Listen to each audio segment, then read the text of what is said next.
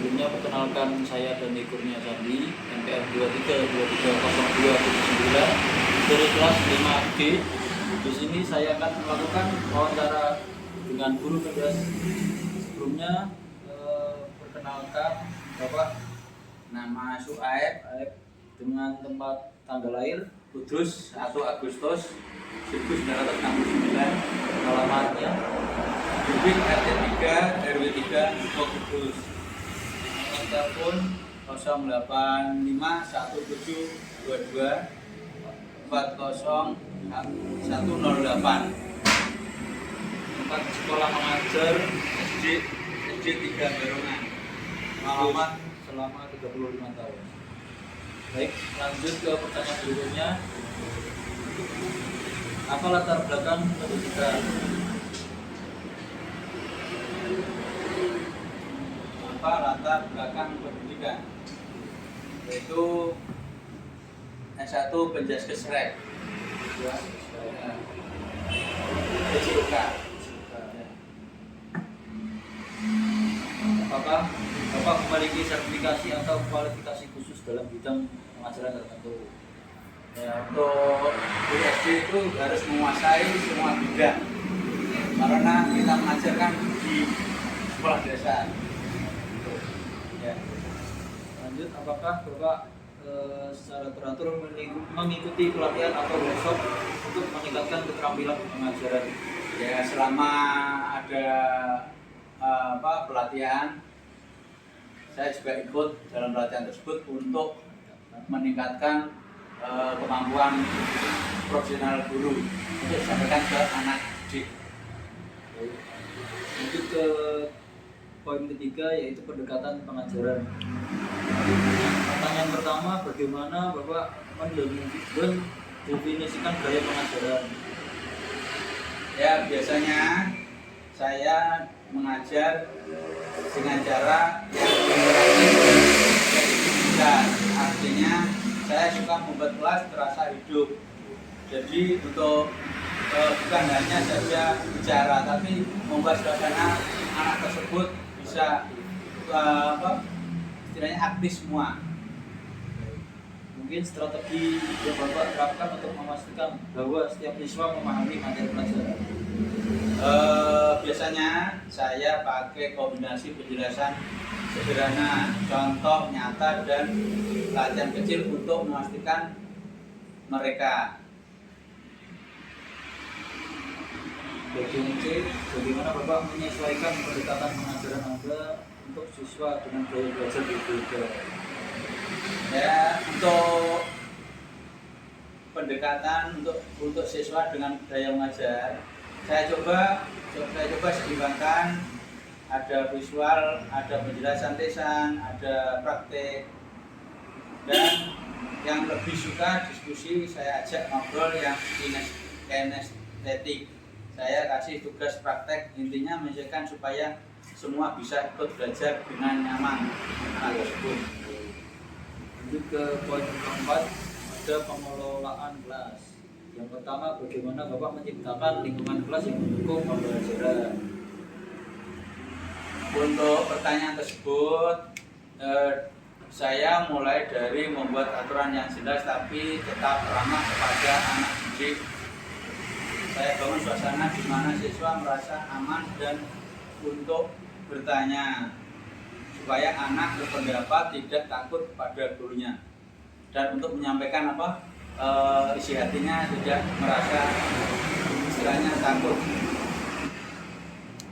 Mungkin strategi Bapak untuk mengelola perilaku siswa yang tidak sesuai, mungkin ada yang ribut atau sibuk dengan sebelumnya.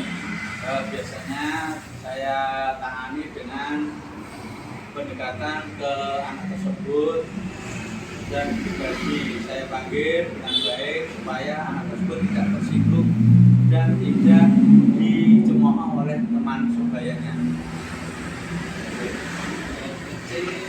Bagaimana Bapak merencanakan dan melaksanakan disiplin dalam kelas?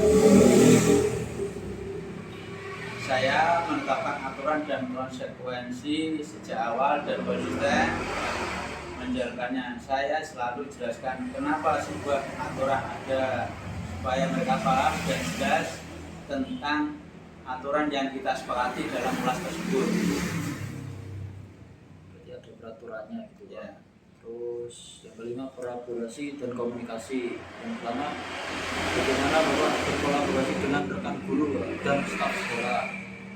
Nah, kita dalam lingkungan belajar di sekolah, kadang kita ya perlu adanya sharing sama teman, diskusi, tukar pengalaman, juga dalam pembelajaran, dalam koordinasi soal kegiatan materi cukup jelas dan istilahnya program sekolah dapat lancar dan berjalan selaras.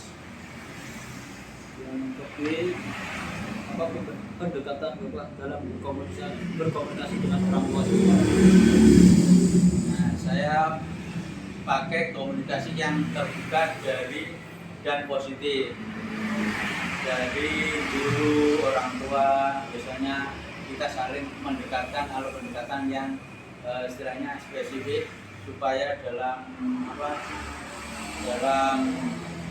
komunikasi baik dan tidak ada hal yang salah paham. C. Bagaimana Bapak menangani konflik atau tantangan komunikasi dengan orang tua atau rekan kerja.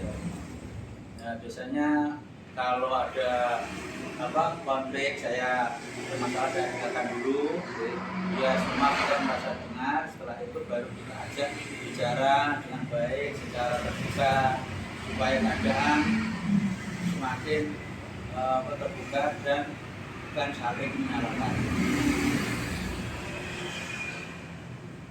Lanjut ke nomor 6, penilaian dan pemantauan kemajuan siswa. Yang pertama, bagaimana Bapak menilai kemajuan siswa dalam kelas?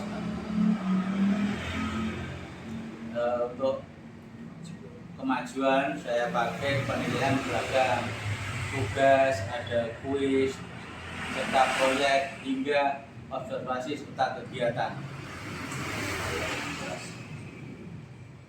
B. Apa tindakan Bapak jika siswa mengalami kesulitan belajar? Waktu untuk anak kesulitan belajar, saya mengidentifikasi dulu kendalanya apa anak tersebut. Setelah itu saya beri bimbingan baik melalui industri atau secara satu kelas. Dari bimbingan tersebut materi yang lebih sederhana.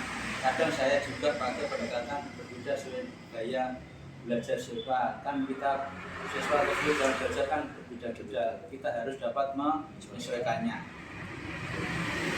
C. Bagaimana Bapak melibatkan siswa dalam proses penilaian dan pemantauan kemajuan siswa? Sering ajak, maksud saya anak tersebut saya sering ajak mereka refleksi bagian mana yang sudah paham. Nanti kita berikan target titik supaya merasa punya kendali atas proses belajarnya sendiri. Nomor 7, keterlibatan komunitas. Yang poin A, apakah Bapak terlibat dalam kegiatan ekstrakurikuler atau kegiatan di luar jam sekolah? Ya, saya biasanya ikut membina atau mendampingi kegiatan ekstra seperti sepak bola, sepak bola wanita. Sekarang kan cukup kenal dengan sepak bola wanita. B. Bagaimana Bapak berkontribusi pada komunitas dalam organisasi profesi dan masyarakat? Mungkin bisa menyebutkan. Ya, saya ikut kegiatan pelatihan dulu, seminar atau komunitas pendidikan. Kadang saya juga berbagi pengalaman atau materi dengan sama guru dalam guru lain supaya sama-sama berkembang dengan baik. Yang ke-8, inovasi dalam pengajaran. A. Bagaimana Bapak mengintegrasikan teknologi dalam pengajaran?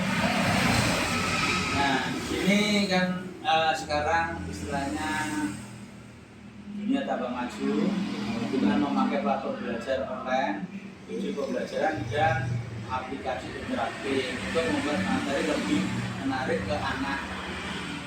Untuk menarik, teknologi juga membantu saya memantau progres siswa dengan lebih mudah dalam pembelajaran. Jadi, apakah Bapak memiliki ide atau pembelajaran berbasis proyek inovatif yang telah Bapak terapkan dalam kelas?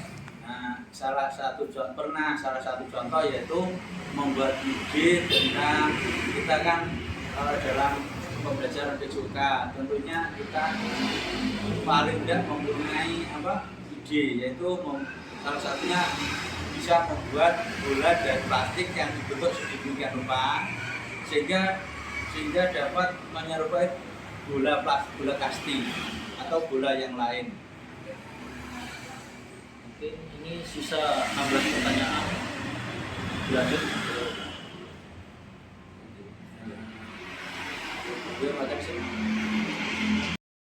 Baik, lanjut ke pertanyaan berikutnya.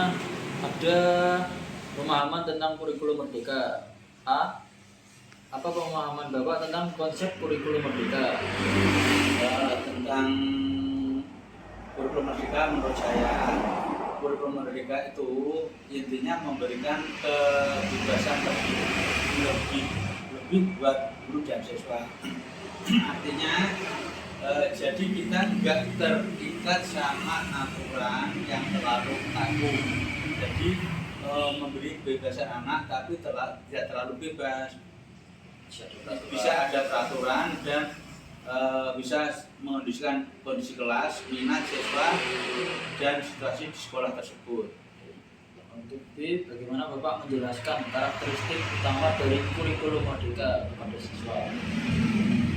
Untuk di kurikulum merdeka kan kalian bisa belajar lebih fleksibel, banyak kegiatan dan proyek yang bisa kalian pilih. Terus proses belajarnya juga lebih dihargai. Jadi bukan cuman dinilai di akhir semester atau akhir pelajaran. Ke poin yang kedua, penerapan prinsip-prinsip kurikulum merdeka dalam pengajaran. A. Bagaimana Bapak menerapkan fleksibilitas kurikulum untuk menyesuaikan kebutuhan dan minat siswa siswa? Kadang ada anak yang cepat nangkep, ada yang pelan, ada yang lambat, ada yang cepat. Jadi kita harus bisa ada yang suka praktik, ada yang suka visual. Nah dari situ saya sesuai dengan cara mengajar. Kadang saya kasih pilihan tugas juga supaya mereka bisa pilih format yang paling mereka nyaman di mana pada waktu pembelajaran tersebut. Bagaimana Bapak memfasilitasi pembelajaran yang berpusat pada peserta didik?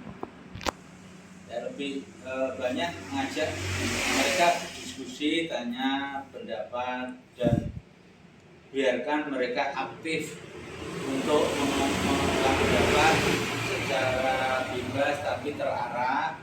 Saya nggak mau cuma saya yang ngomong dari awal sampai akhir. Jadi menurut saya supaya anak berkreasi dan mempunyai ide yang bagus dalam pembelajaran PJK.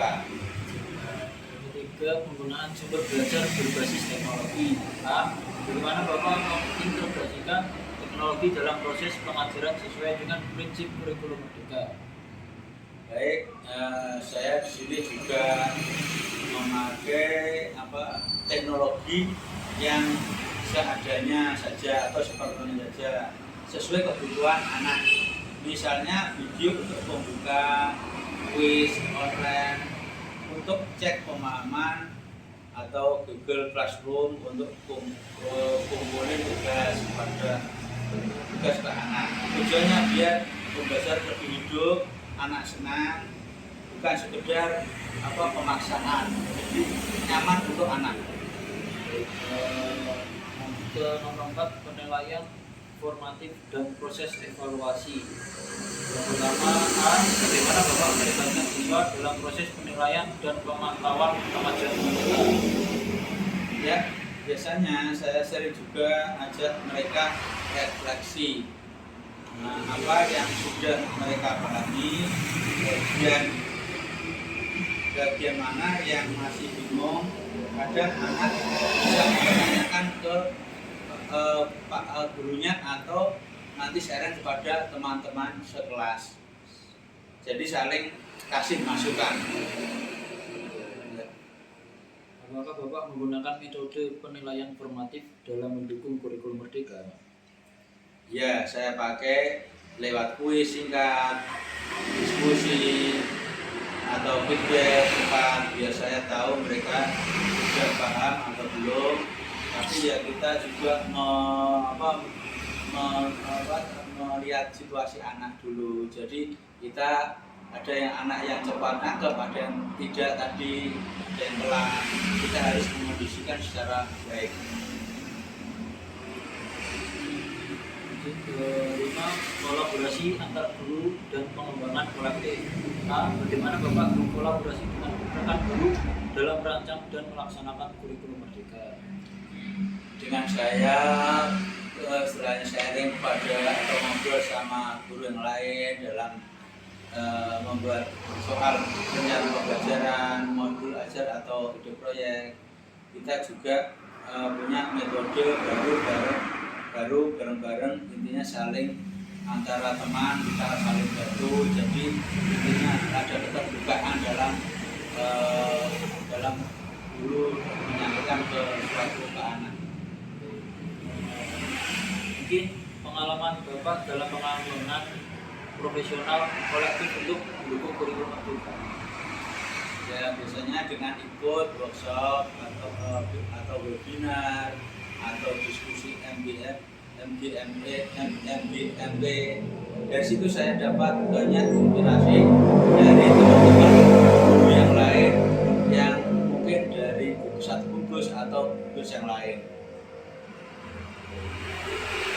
6. Tantangan dan solusi dalam implementasi kurikulum merdeka. A. Apa tantangan utama yang Bapak hadapi dalam penerapan kurikulum merdeka? Dan B. Bagaimana Bapak mengatasi atau merespon tantangan tersebut? Untuk tantangan paling terasa itu soal kesiapan baik guru, siswa ataupun fasilitas sekolah. Tapi nggak semua orang langsung bicara kerja kurikulum merdeka. Ditambah lagi fasilitas teknologi di sekolah kadang nggak merata. Kita pinter-pinter bisa membuat tantangan tersebut atau membuat situasi kelas hidup dan anak siap dan senang. Dan untuk untuk tantangan tersebut, proses tersebut harus kita jalani dengan pelan, tapi nanti bertahap jadi istilahnya berhasil dalam belajar di kelas. Partisipasi siswa dan pengembangan karakter. Ada 2 pertanyaan. A. Bagaimana Bapak mendorong partisipasi aktif siswa dalam proses pembelajaran sesuai dengan semangat kurikulum merdeka? Dan B. Bagaimana Bapak mendukung pengembangan karakter siswa melalui P5 selama pengajaran?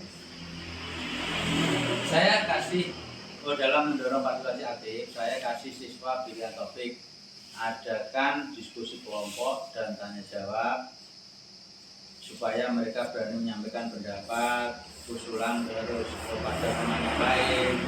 Suasana dibuat seru tapi nyaman, dan suasana kelas semua mau ikut aktif dalam diskusi tersebut. Jadi suasana tambah aktif dan tambah seru. Ya baik untuk mendukung karakter lewat P5, setiap kegiatan saya kaitkan dengan profil pelajar Pancasila.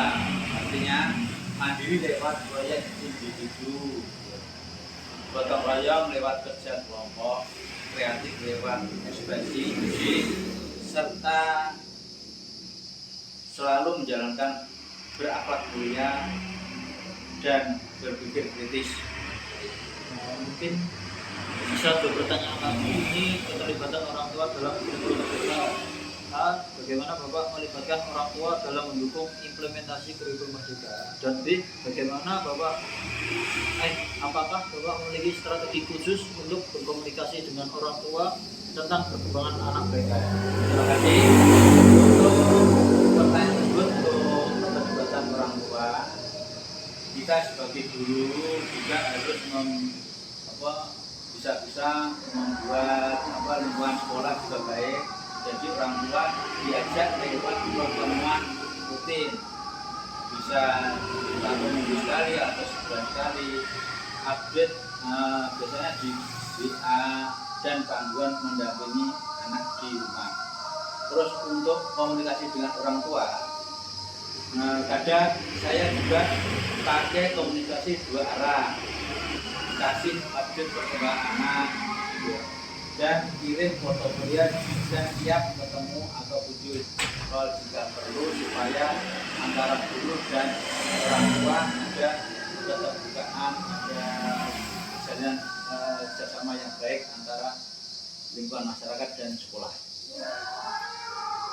Baik, terima kasih. Mungkin itu menjadi pertanyaan terakhir dan jawabannya sudah dijawab juga oleh Pak Sueb. Mungkin terima kasih telah ikut menyelesaikan tugas saya. Sekian video dari saya. Terima kasih. Wassalamualaikum warahmatullahi wabarakatuh. Waalaikumsalam.